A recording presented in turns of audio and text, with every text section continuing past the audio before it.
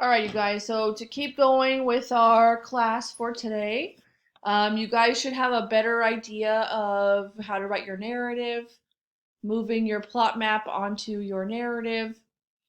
And remember, we're taking a break from Tom Sawyer till Monday because I want you guys to have time to work on your narrative and your optic strategy.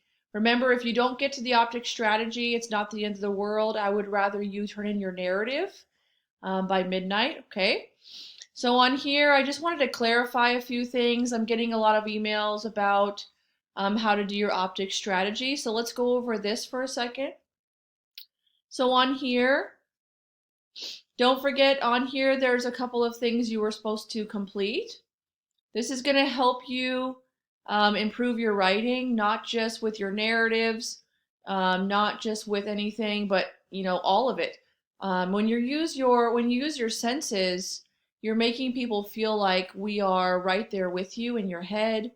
We are, in your shoes. We can taste what you taste. We can smell what you're smelling. And it just makes your writing so much more vivid. And it feels like, we're connected to you. Okay, so on here, these are all ways to, every one of these pictures that I chose, you can kind of, smell it, you can feel it, you can, it just I just wanted you to see these pictures for, just how much we have the ability to hear and smell and taste and feel just by a photograph, okay? So on here, don't forget you guys are supposed to fill this out. Tell me which pictures you like. Which are the three that you feel like connect with you the most? And then I want you to come down here and tell me how they make you feel. What do they do? What does the photographer do to appeal to your emotions and appeal to your senses? Okay? So don't forget this part of your assignment as well. For the actual optic strategy right here, you're going to go back to the Google Slides and you're just going to pick one. You're going to pick one of the pictures, okay? You're going to tell me a brief overview of the image. What do you think this image is about? Because when you look at a photograph the first time, you guys, you're not really looking at it. It's kind of a momentary glance, but it's not until you notice the things that other people are going to miss. It's the details. It's the things that really matter. Okay, so you're going to really dig into this photo, and that photo is going to come from here. So you might do like the father and the son, the child crying, and obviously none of them have a title. They all do have a title. Some of them are Norman Rockwell paintings. Some of them are just photographs I found to be pretty moving. This one I could definitely feel in a matter of seconds. This one, obviously, I could feel the water on my skin. I could almost begin to get thirsty. This one I can just smell it. I don't even have to have that in the room. I can just smell it. Not only because I'm a foodie, but also because, I've had donuts probably too many times and I can smell them without even having them in here. I gave you guys the stars and Norman Rockwell. To me, that kind of reminds me of Tom Sawyer a little bit. Just kind of an adventurous boy, always looking for something new to do. Just very, you can feel these. It just touches a place in your heart, right? He looks really friendly until you mess with his baby. If you guys have ever been to Morro Bay, they have otters all over the place, and they're the cutest, animals. They lay on their back in the water, and they just are the sweetest animals until they have their little baby with them, and then they just go, crazy trying to protect him. So all of these, you guys only have to pick one. If you wanted to do extra credit, you guys can come up here, make yourself a copy, and then you can choose another image from here and do the same exact thing. Remember, this is not supposed to be very complicated.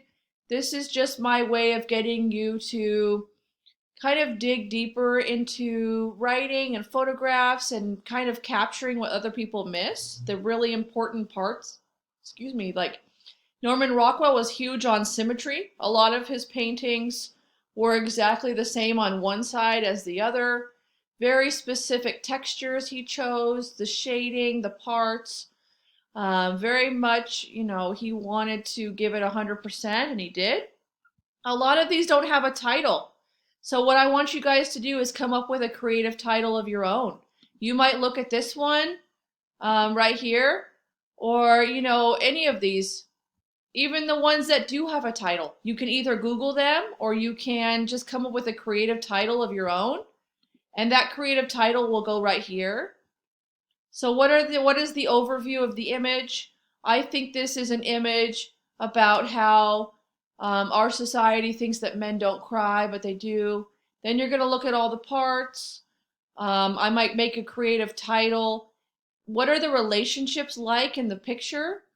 For instance, if you have a relationship between, this is going to be the relationship between him and the public.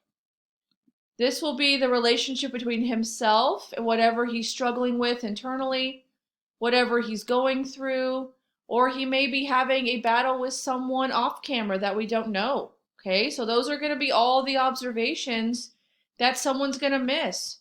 So that's going to be the inner relationships. Okay, this one, there's a relationship between a mother and her children during the Depression.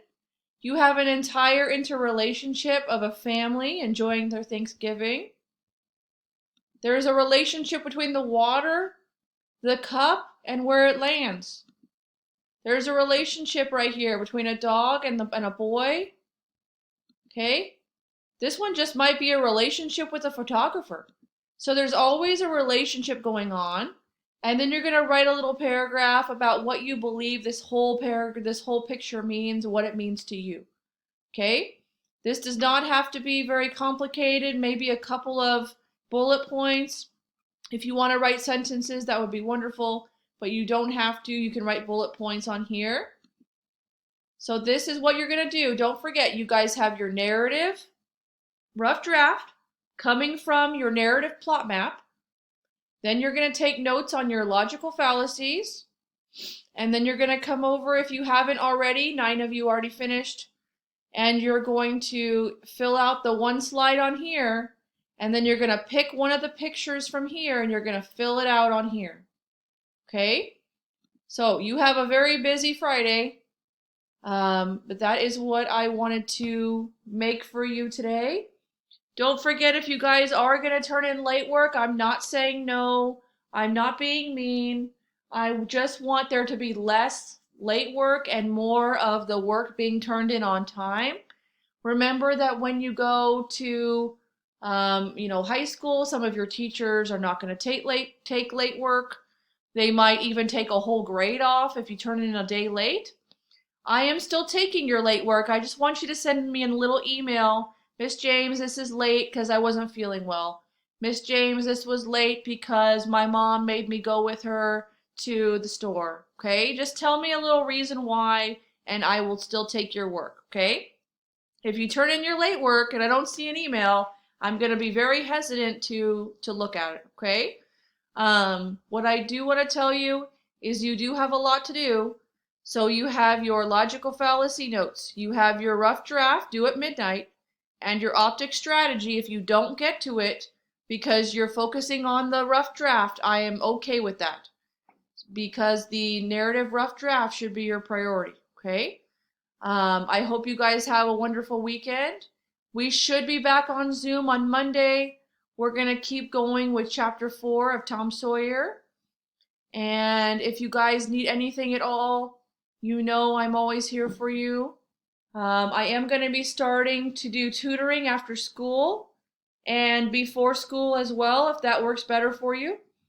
So I am going to start offering tutoring on Monday. If you guys need anything at all, you can email me at ljames@tpaa.org, or you can just put a little private comment on Google Classroom. I will see it and I will respond, okay?